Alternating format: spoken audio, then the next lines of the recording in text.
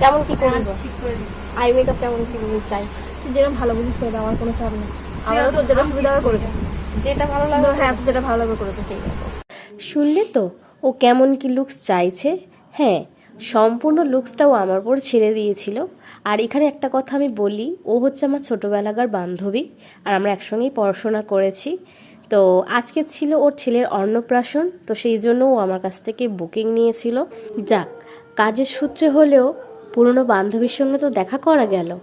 প্রায় 11টি বছর পর এই প্রথম ওর সঙ্গে আমার দেখা। কী যে ভালো লাগছিল সেটা বলে বোঝানোর নয়।